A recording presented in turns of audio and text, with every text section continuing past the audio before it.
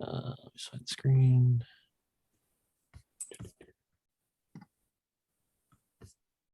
Okay, everyone can see the slide? Yes. Yep. Okay, awesome. All right, so I'm going to talk about some work that Andrew and I did for representation learning for process data. So let's just get into it. So let's talk about what educational process data is. So these days you have students doing a lot of educational work in computerized systems, which is what we all work on. Two examples are computerized testing or MOOCs. And when students operate in these environments, they can generate a lot of data, and it can be a lot more granular and specific compared to the data that we're used to looking at. So you can really get like every single interaction that a student makes with a piece of software. It could be in a computerized testing environment, like every single thing that they click on. It could be like if they click on an option or if they click on the calculator, timings for different things. And then in MOOCs, you have similar granularity that you can get, like different timings, different interactions. This is in comparison to just if a student got questions right or wrong, or different higher level things. So we're trying to look at granular data here. So here's an example of what something might look like in a computerized testing environment. So you'll have like a student and the question that they're working on, which is a succession number. And then you've got the different event type. So every item represents an event that the student interacted with the software in time sequential order.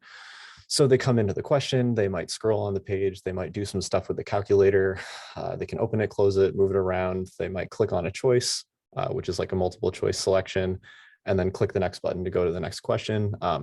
It's also not on here, but there's going to be a timestamp on all of these fields as well. So it's basically just time sequential data that's very specific. There's like all different places this could come from. It's very general. So I'm just going to talk about the data that we were able to use. So NAEP, which is basically just like a testing assessment that the US government mandates. They run these tests every once in a while. And there was a competition in 2019 that released some 8th grade mathematics data. It's like a computerized testing environment. The data I just showed is from this data set. It has like if students click on options, if they're typing in fields, things to do with the calculator, they can draw for doing scratch work. So there were 34 questions. There were about 2,500 students who were in the data set. And there were 2 blocks. And they happened over 30 minutes. So basically like a student does like a 30-minute block of questions and then they're done. And then they have another 30 minutes to do a second block of questions. So the goal of the competition was to predict some property of the student in the second block just by looking at the data in the first block. So this is an example of learning outcome prediction. So I'm just going to show like an example question. So the student will see something like this. And then here's the associated log for this. So they can eliminate choices by saying that like, they don't think this one's the answer. And then eventually they're going to click a choice that they do think is the answer. And then they can move on to the next question. They can also revisit questions after going to different questions. They can jump around. So it was pretty open. The only restriction. Excuse me. How do you see that the student has eliminated a choice? Yeah, so see this eliminate choice observable here. And then on the right, it gives some indication of which choice they eliminated. How do you eliminate? How would a student eliminate? What if a student just goes and picks the answer? Yeah, or you have to clear an answer. Sorry. Yeah, so I'm not exactly sure how it works in the interface, but like I think it might be this minus button here. You do actually eliminate. I see. Okay, to eliminate. Yeah, so it's kind of like they tried to represent things that you can do on paper all in the computer so that you can capture this data. Okay, but this is the opposite of our idea of multiple choice. You don't choose, you deselect. Got it. Yeah, Okay. it's kind of to help them narrow down the choices that are. Yeah. And it's a good thing to add because it gives you a lot of information. That's right. Right. Yeah, exactly. Cool. Okay. Yeah, it's completely assistive. They could just click an answer and move on. Yeah. But they can't. Looks like they cannot. Yeah. So okay, yeah, cool. So it gives some insight onto the student's thinking process. Good. Okay, so we have this process data. So obviously we want to ask ourselves, what can we do with this data? So there's kind of 2 main things that we're going to focus on. The first is learning outcome predictions. So basically you want to say like if a student behaves this way in one assessment, how are they going to do in another assessment? How are their grades going to be? How are they going to interact? What are different features of the student's behavior in the future? So this could just be like predicting their grades, but it also could be like predicting retention in MOOCs, which is like a big problem. And it's important to note that with process data, we can probably make better predictions than just looking at like a student's grade. Like if a student got a bunch of questions right in a MOOC, for example, and then they dropped out, it's like, why did they do that? And if you just like have their grade, well, it's like that's just not very detailed. But if you look at like timing and other different information, you might get a better picture, and you might be able to make better predictions. So there's learning outcome prediction. And then there's also behavioral representations. So we're going to focus on latent representations, which is basically just like a vector that a model generates, but the vector has some meaning in context of other behavioral vectors. So you can kind of classify student behavior in this way, and you can use this in order to identify similar students. You can also use this to identify test-taking strategies and kind of categorize in that way. So sort of unsupervised learning things, it's probably more useful from like a research perspective versus a direct application perspective, but you can also use it for knowledge tracing. So there's a lot of uses in being able to take a student's behavior and stick it in a vector. And again, this is much easier if you have like literal behavioral data versus just if a student got certain questions right or wrong. So basically, you want a pipeline that kind of looks like this. Just to generalize, you have some data, goes into a model, black box for now, and it spits out a behavioral representation of the data, plus it also makes some prediction about some learning outcome. So the first key idea is that this is really similar to what language models do. You have sequential data, and you're trying to understand that data in order to predict some label, and usually you have way more sequential data than labels. So what language models do is they just take all these sentences and they pre-train on it in order to come to some sort of understanding about the data. And they do this by predicting context. So basically you have like all these words or subwords in the input, and then it goes through all these transformer layers, and then one of them is masked, or a bunch of them are masked, and then you try to predict what the masked words were. And basically this just teaches the model about semantics and syntax, and it causes the embeddings to become more similar to each other.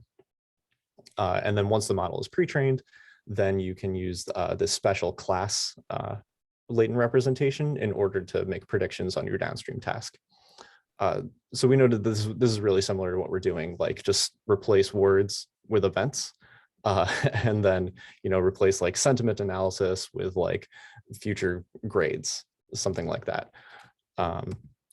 So here's our model, which was inspired by BERT, but we had to make some adjustments. So the first adjustment we have to make is that we don't just have words. We have all these different properties. We have the event type, the timestamp, the question that the student's working on, whether the question is in like a correct or incorrect state, all this stuff.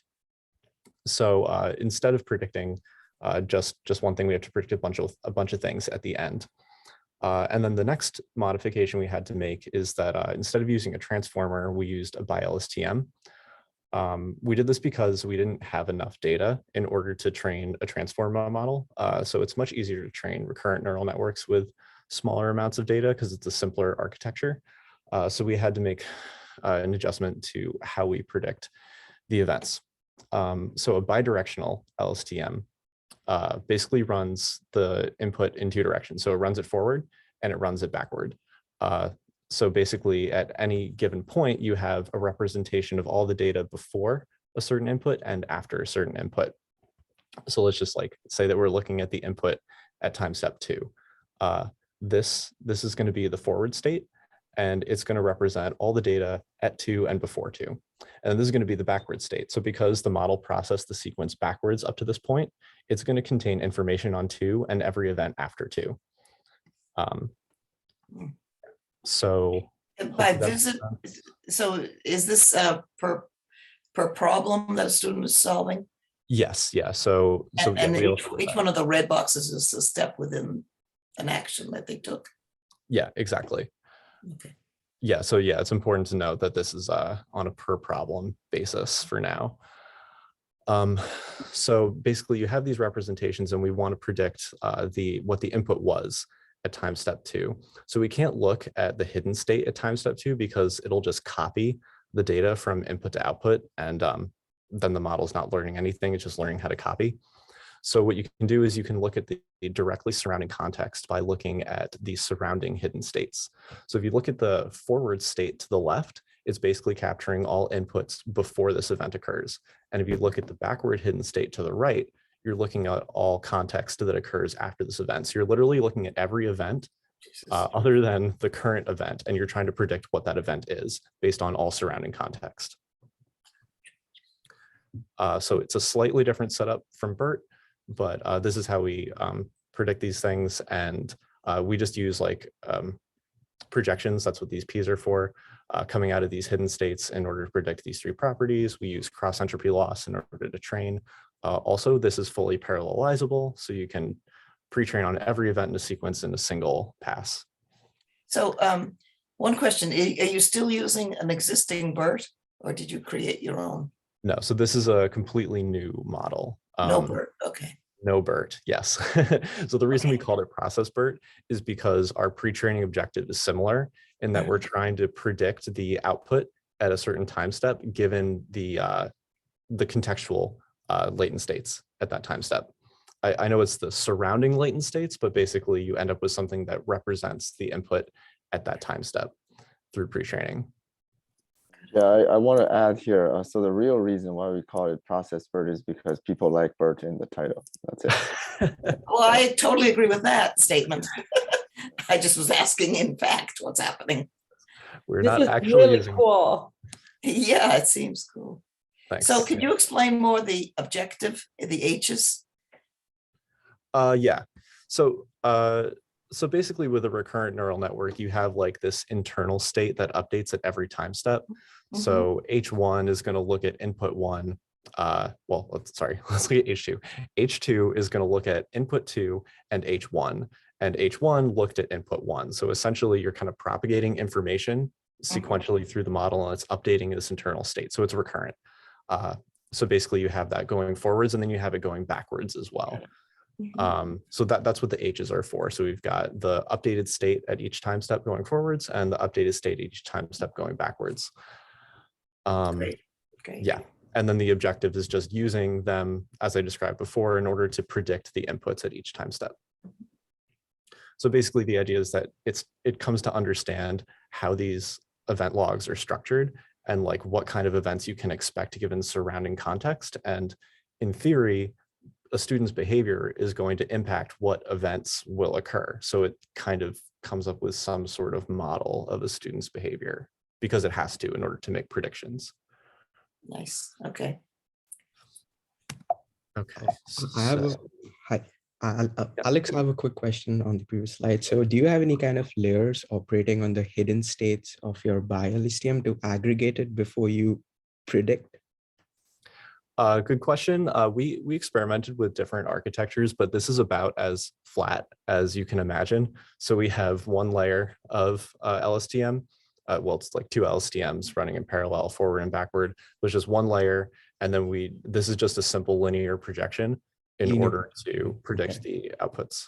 Okay, because normally I guess like people might add an attention layer, but I guess because you don't have enough data, you went with as simple of a model as you can, right? Because of the lack of data, I would assume. Yeah, for sure. So if we were using a transformer, which we wanted to use, and we did experiment with it, it just seemed like well, first off, the predictions were just not as good. And we're guessing it was because we had a much smaller data set than what people usually use transformers for. So yeah, we're not using attention in the pre-training phase. Since your output also has a concept of time out here, and at test time, when you're deploying this model to like predict events, it's not going to have knowledge of like the future events, right? Because it's similar to like a machine translation task. It has to do it in order, and if it makes a mistake at like time t, then that mistake might kind of like propagate into predictions in future events also. So does that kind of match your pre-training? Because in your pre-training, you're kind of using context both in the past and also in the future, right? Yeah, so it does have both contexts. It's kind of like how BERT does. So it's not a generative model. It's just trying to come up with some sort of understanding of the data. I'm not sure that answers the question though. Yeah, I think this depends on what you want to do with the model, right? So in this situation, we want to just learn this action representation and then use it to predict learning outcomes. I don't think we're interested in predicting what's the next action is going to be, right? And this is why we did this. Yeah. Okay. Yeah. You are trying to predict how the student will do in the next block. Yeah, but this is like a preliminary step. And basically what we're doing is we're trying to warm up the weights of the Bi-LSTM so that it's good at processing event logs. Okay, got it. Okay. Yeah. Thank you. Cool. Okay, so now we're going to show how we actually use this to make learning outcome predictions. So we take these pre-trained Bi-LSTMs and we just have like one Bi-LSTM model that's trained on all the different questions. And then we take a student sequence, which has a bunch of different questions, and we run each question through the model once. So we're going to end up with this array of latent states for every single question, where there's the same number of latent states as there are events in the student's question log. So we want to combine this into a single vector so that we have a representation of the student's behavior on this question. And what we do for that is we use attention. We have a very simple attention mechanism. All it does is it uses a learnable linear projection in order to learn weights for every single output. So well, I won't go into the details with that, but basically it learns how important the output is at every single time step. And then it literally just adds them together, weighting by their importance. So you have a vector here that's just a weighted sum of all of these different outputs at every time step. This is important because let's say that there's some really important data in the middle. You want to be able to capture that directly. What LSTMs often do is they'll just look at like the final state. So they'll just look at this one and they'll use this as the representation. But we experiment with this and you actually lose a lot of information by only looking at this last one compared to using attention to grab all the different states together. So you do this to every question and then you end up with Q vectors. And then we just concatenate these into a single long vector, kind of like unroll it. And then you just feed it through a neural network in order to predict the learning outcome. So you do this for every question. So the neural network is pretty straightforward. Yeah, so kind of the key idea here is the attention and then the concatenation for every question. Okay, so these are the tasks that we're gonna work on. Well, there's two sets of tasks. There's per student tasks, so we'll talk about first. So the first is a score label. So we're gonna look at if the student scored above or below average in the second block, just looking at the data in the first block. And then there's gonna be the per question label, which is for every question in the second block, did the student get that question right or wrong? Again, just looking at the behavior in the first block. So that's one set of tasks. And then the next task is gonna be a per question task. So this is item response theory. So just as an overview, item response theory for like this environment usually just tries to model two things. It tries to model a student's ability and a question's difficulty. So it's going to learn a single scalar for every single student and for every single question. And then it's going to predict the probability of a student getting a question right based on these learned parameters. So the sigmoid is going to just collapse this difference. So you got the student's ability minus the question's difficulty, collapse it into a 0 to 1, and then that's the probability of the student getting the question right. And you train this with cross entropy. So we're going to make a modification where we're going to include a behavioral term, and the behavior is going to come from our model. So basically we do that attention output, and then we're just going to train a linear projection on top of that attention output, and then that's going to be this behavioral scalar. So the idea is that if you include this in the model, it's able to make slight adjustments beyond the student's ability or beyond the question's difficulty, because maybe a student, is like a very well-performing student, but maybe they made some behavioral decisions during a certain question that hurt their performance or actually improved their performance. And we'll show how this is useful in a bit. So before I talk about results, I just want to talk about some baselines. So the first is clickstream knowledge tracing. So there was a paper that did something very similar to what we did, but for knowledge tracing with clickstreams. The main difference is the way that they pre-train. So instead of doing like a BERT-like structure where they predict the output at every time step and then they use attention, they basically have an encoder RNN that has this bottleneck vector as the output, and then they feed this as the input to a decoder RNN, and then they try to reconstruct the input. So basically by doing this encoding and reconstructing phases, you end up building this representative latent vector. So this is similar to our attention weighted vector. It's kind of like a corollary. So that's just to compare to an existing method working on clickstreams. And then the next baseline is feature engineering. So basically with this one, you have the engineers, they look at the data and they define all these different features. So like the amount of time spent on a question, the amount of time spent in a certain portion of the test. You can look at some of these definitions and they're pretty crazy. And they ended up with like 100 different features. And then they ranked them using automated systems, and then you feed it through something pretty simple like a random forest or like logistic regression. So these are the two baselines. So now let's look at some numbers. So we measured AUC, which is just a measure of how well you're predicting true positives and minimizing false positives. So let's first look at the score label. So compared to feature engineering, both CKT and our model did pretty well. This is because we get like a more granular view of the data. So you would expect that, it's coming up with its own features. It doesn't have to use these predefined features. So it does pretty well there. We slightly outperform CKT when predicting the score. One thing that I wanted to do was see how well we could do without any indication of correctness. Excuse me. So when we look at the input to the model, it has all these indicators of if the student got the question right or wrong. And obviously a student's correctness in the first block is going to be a pretty strong indicator of their correctness in the second block. So I wanted to completely remove that information to see if we can just do it with behavioral information. And we actually do pretty well. So just looking at like event types and timing and that kind of stuff, we can still predict pretty well how the student's going to do in the second block without knowing their actual score in the first block. We do a little bit worse than CKT here, but we're within one standard deviation. So I'd say statistically it's equal. So let's look at the per question label. Generally, it's a little bit worse than the score label overall, but it's because we're predicting very granular data. It's like for every question, how did they do? Just so you know, this is a macro average of the AUC for every question. And then the pattern holds with removing the correctness information. It's a little bit worse, but we still do pretty good. And then for both of these, we do slightly better than CKT.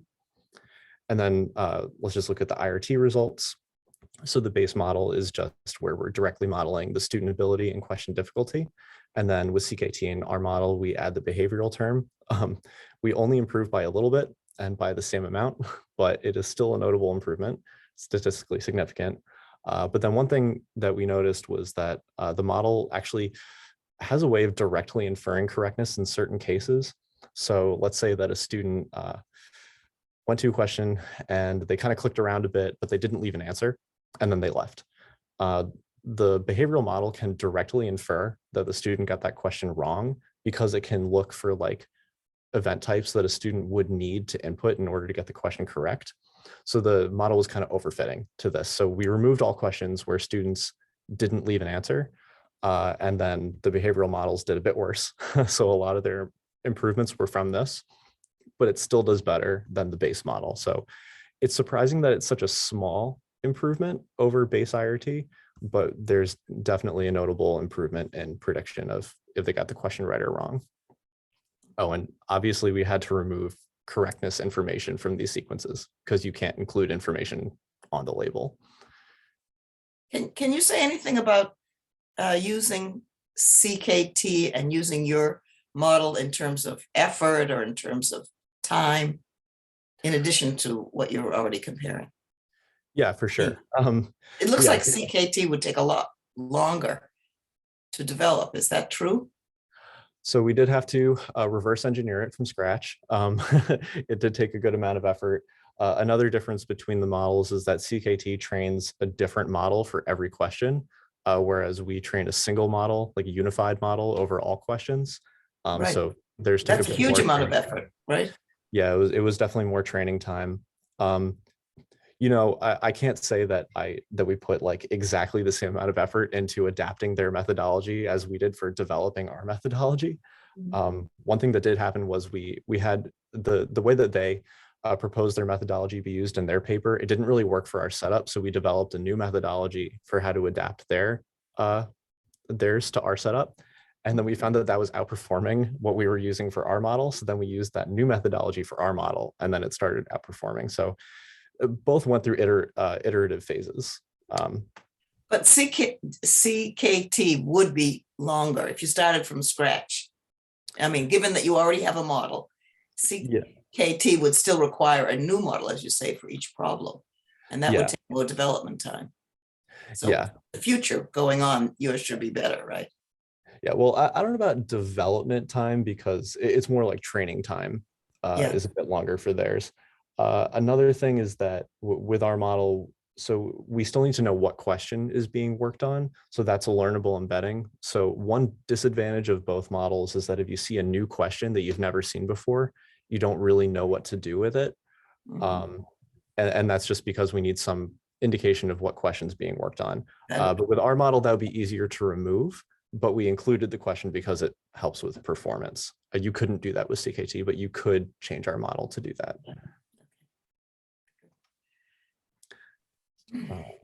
Okay, so now we're just going to talk about some qualitative analysis stuff. So one of the goals was to build good representations of behavior. So we took the representative vectors, so those attention weighted vectors, and we reduced them with T, S, and E, and then we mapped them on a 2D plane, and we tried to find patterns. And so we're looking at something trained on the IRT task, the attention vector trained on that task, and it actually has pretty decent clusters. So we just kind of like looked at it and we kind of outlined like what we thought the different clusters would be, and then we tried to find patterns in there. So we ended up with this mapping. So I'll just go over what we found. So with group A, these all had like very short event sequences, and students just kind of like made a few interactions and then left. With B, they all used the calculator. And interestingly, that these are two different clusters. These students all kept the calculator open when moving on to the next question, but with C, they all used the calculator and they closed it before moving on to the next question. So it's interesting, these are two different clusters. With D, the student interactions were kind of all over the place. They like made a bunch of visits to the question. They had like all different kinds of interaction types. With E, every student used text to speech, which is really interesting that one exact type of event got its own cluster. And then with F, we found very high effort from students. So these were basically like a lot of calculator interactions or like a lot of scratch work interactions, and then clicking an answer and sometimes revisiting the question. Another note about the visualization is that we mark an X if the student got the question wrong and a check if they got the question right. And then the red and blue. So red, if the model gave it, remember that behavior vector from the IRT setup, red if it was a negative behavior scalar, and blue if it was a positive behavior scalar. So basically blue if the model thought that this was a good behavior, that it helped, and red if the model thought that it was bad and it hurt. So it's kind of interesting. Some of these you might expect, like, you know, with the high effort ones, it's mostly blue. With the calculator and keeping it open, it's mostly blue. And then sometimes you get something that's kind of concerning, like how all the text to speech is pretty much all red. And this actually might be an indication of bias. So mostly you're going to have students with some sort of disability using text to speech. It could be learning disabilities, or they have like visual disabilities. They might be using text to speech. So you want to make sure that the model isn't, you know, producing these biases. So I'm going to talk about that later for future work. Could you repeat what the behavior scale less than 50% negative is? Yeah, sure. So so we have this behavior scalar assigned to every student interaction on a question. So I'll just go back to the IRT model. So basically what we're showing, where we're coloring by, is this B value here. So if it's positive, the model thinks it's good behavior. If this value is negative, the model thinks it's bad behavior, because it either increases or decreases the probability of getting the question right or wrong. Okay.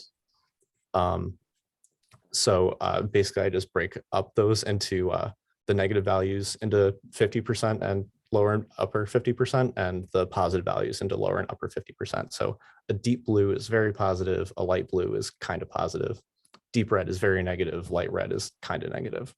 Okay. And the checks and the crosses?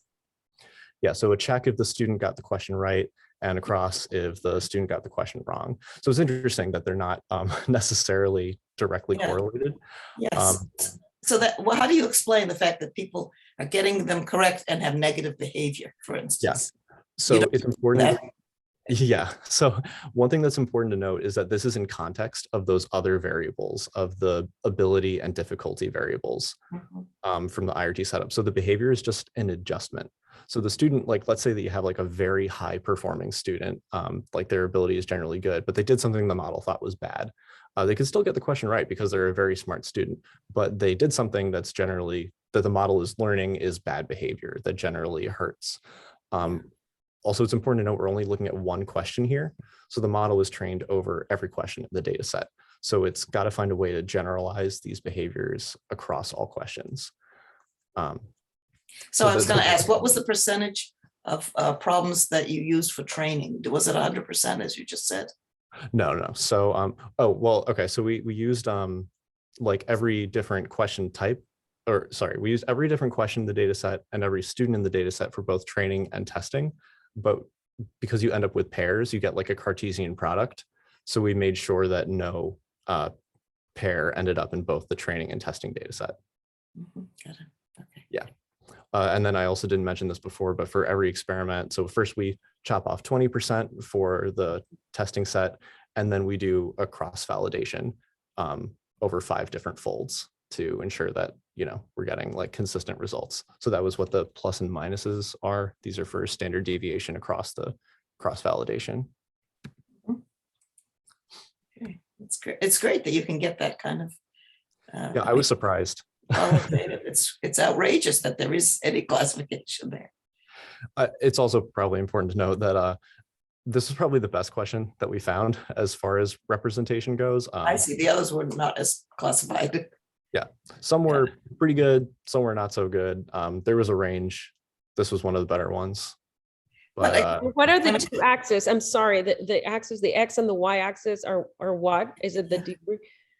yeah, so it's just a For dimension scaling? reduction. So we started with like these long vectors of like 200 length, and we just used TS&E in order to perform dimension reduction. It's similar to principal component analysis, but it does some other stuff that's a little bit different.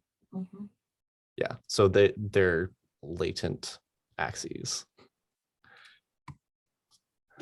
Okay, so we did that, and we also wanted to visualize the behavior vectors for entire students, but we had to make a slight adjustment to the architecture. So what we first did was we looked at the hidden layer for the neural network, the feed-forward neural network, and it was just terrible. It does not produce meaningful representations. So we decided that we needed a sequential model because the student solves every question in order, and also the student can jump around between different questions. So we wanted to capture task switching, like how students will decide which question to go to next, to revisit other questions. These are obviously really important things. So we basically replaced the feed-forward neural network with a recursive neural network, and then we use this to predict the score label. And what we're looking at is the final hidden state of the recursive neural network. And this is what we're going to visualize. So it's a lot messier compared to the per question visualization, but we still got some meaningful clusters. So for group A, this is all students who finished the test early. And then also we're mapping whether so this is visualizing the first block data, and then the color is blue if they got above average in the second block, and red if they got below average in the second block.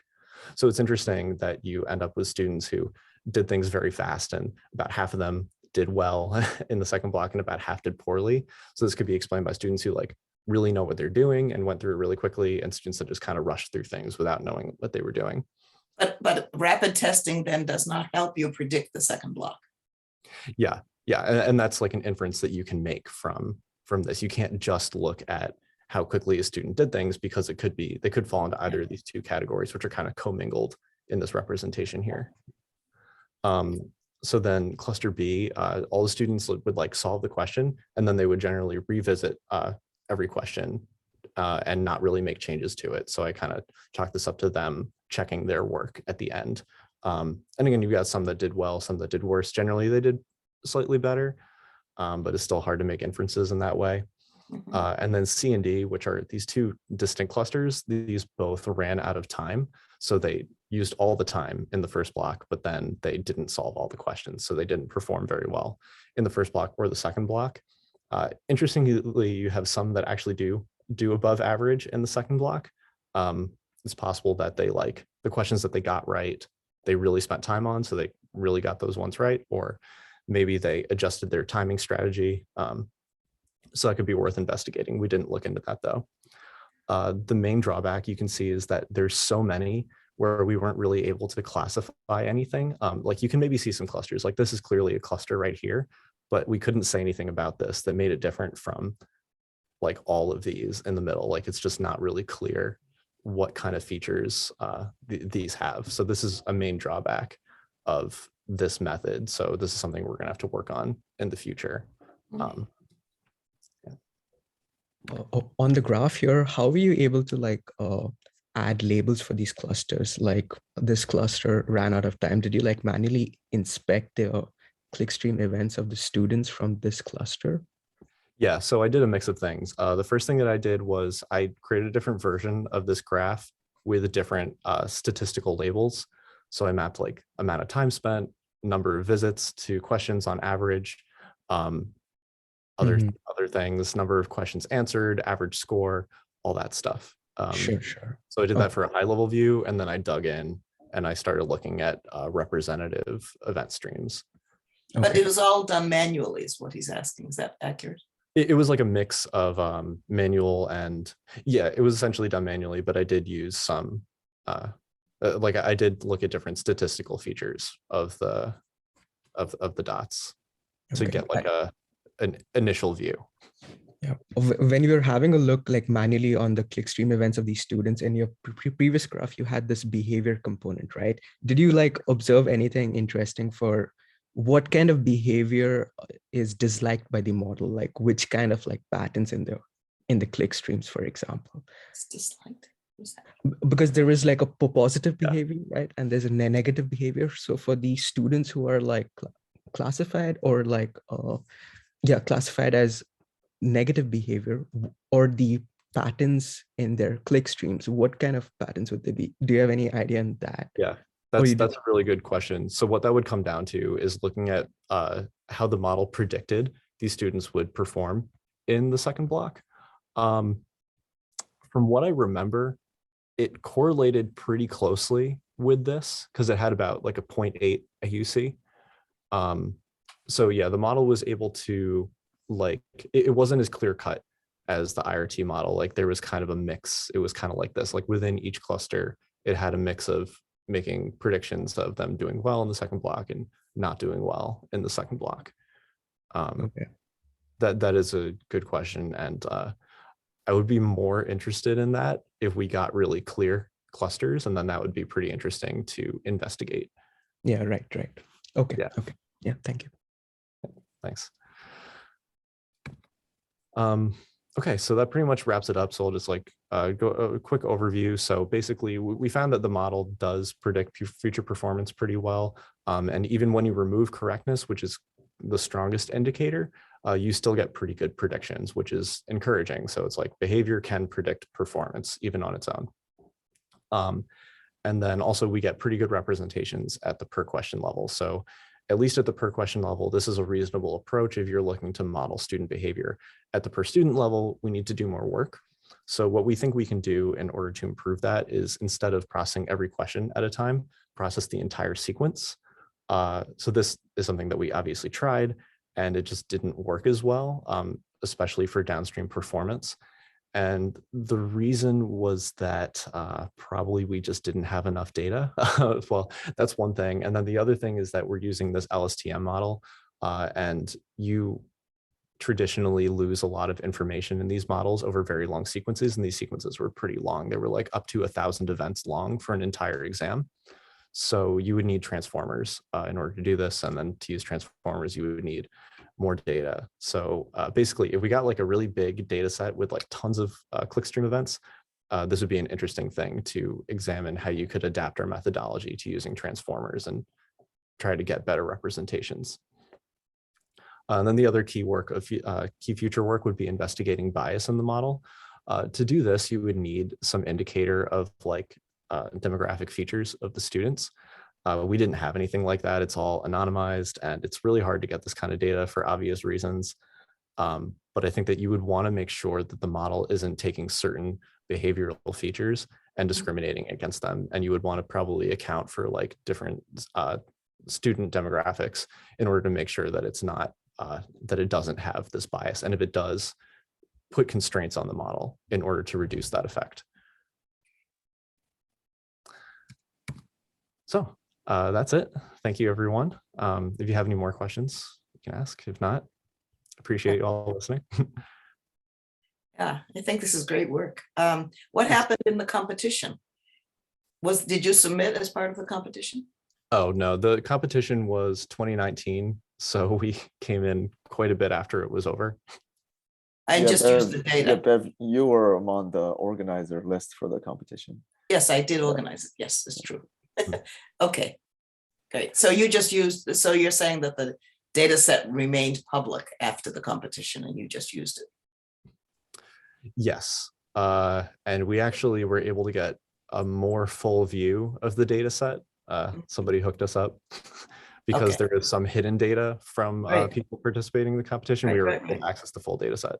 Yeah, kind So- of like yes and no, because like we did have access to also the block B data as well. Yeah. So let me ask you, is there any good reason for, not just for the competition, but for like the federal government to ever use this to predict what a student will do in the second block? I mean, do you see a practical use for this? Absolutely. That's a really good question. I should have talked about this earlier, but yeah. So, you know, you usually want to predict like how a student's going to do because you want to know if they're like at risk of failing and if they need like an intervention. And this usually you predict this kind of thing based on their grade. So teachers look at like which students are currently failing my class and do I need to talk to them to make sure that they know and all this stuff. But like I said before, you can look at someone's grades and it can maybe not be a great indicator. Maybe you have a student who like is really strong in the first part of the term and then they get burnt out and then they really drop off. And maybe there's behavioral indicators of that. And you would want to be able to catch that early as an educator to catch students who are at risk. Or conversely, you want to find students who have really good behavior. Like maybe you have a model who's really good at detecting which behaviors are helpful and which are hurtful. And you can be like, okay, well, what are these students doing right? And then you can investigate the different patterns that they have and be like, well, maybe we should be encouraging students to do this instead. Yeah, so you've made a suggestion for a semester, but this is NAEP, the federal agencies that does, they only evaluate students, what, grade 4, grade 8, and they do it for the whole nation. So my question is, Right. It's one test, right? Is it one test? Yeah. Yeah, so is there any way that NAEP could use this approach, this concept? I see what you're saying. I couldn't see any. Well, yeah. but But maybe to shorten the test, right? I mean, to make a test that is more adaptive, right? Yeah. True. Yeah, that is true. To make it the way we're making, more intelligent so that it actually intervenes. Right now, this is just a major test across the whole country, and they don't do any intervening, and they, just record the results. Yeah. Yeah, I think that behavior could be really helpful for adaptive testing because like right now what the GRE does, for example, is it just like, looks at like which questions you're getting right, which ones you're getting wrong and the difficulty. And then it's like, okay, do we give them these questions to follow up or these questions? But maybe behavior is a better indicator and you'll actually get stronger predictions. Andrew doesn't like adaptive testing, right? Who doesn't? Andrew doesn't like adaptive testing. Well, it's inevitable. I think what Alexander said, to bring all that you've learned into the level of a semester is a great idea. So you should take all this material, forget about NAEP, but do it for a semester and do it at an individual. Right. I mean, if the test is short, right? You could No, repeat it a few well- different times a year, right? Yeah. Well, yeah. And then, Yeah, I think you can also look at it. So I mean, for sure, you can do a lot with analyzing behavior, like for learning. But let's just say I want to focus on like this NAEP testing scenario, right? Yeah. So what you could do is, because there are two levels of our model. So one level is you look at behavior within the problem, and then the second level is you look at, switching behavior, time management issues across problems during the entire 30-minute chunk, right? So in the first case, you can use that. What we want to do is to use behavior to somehow get a better measurement of ability, because performance doesn't just depend on ability, right? Like, and if I can look at this behavior and say, look, this person is obviously trying to cheat or whatever. This person obviously has no clue, like just clicking on random things with like high frequency, but then actually getting a answer right, you would trust that answer less, right? If you can do that, then your ability estimate would be more accurate, and that would lead to better adaptive testing. Right? So that's one benefit. But also at the higher level, when you look at people switching from problem to problems, right, and the patterns of using assistive tools, I think this may also provide feedback to the test designers about how effective each one of these tools are. I think they're, like, yeah, like for example, when there's this question calculator interface, and then students are just like wasting too much time jumping back and forth, and if this occurs on like weak students, then you may want to redesign your calculator, I guess. So one possible scenario that I'm just suggesting. I think this is really exciting. I think you really uncovered some great things. You should send this. Where did you submit this to? EDM. EDM. So you don't know yet. You'll know pretty soon, right? Yeah. I think Ryan Baker, who also worked on the competition, should get a copy of this. You know him, to send it to him? Yeah, but well, I sent him other stuff recently, so maybe I'll wait for his capacity to cool down first. Yeah. Because he would be very interested, I think, in this. And also, Neil Heffernan. Yeah, we got the data from Neil. So Yeah, we all got that. second half of the data. Yeah. Great. I think this is exciting. It's really good. Thank you. Yeah, I bet it's going to be accepted. Yes, it's going to be accepted. We'll see. Thanks, but I'm not sure, because if you look at the numbers, right, like we outperformed this baseline by a tiny little bit. I know, but I still think your system, one in production mode, in the future, would be so much easier than CKT. So CKT is knowledge tracing. Yeah. What's the C? Clickstream. Yeah. Okay. Right. Yeah, I think from the model perspective, there's something interesting here, because we tried like many different things and nothing worked better than this Bi-LSTM setup.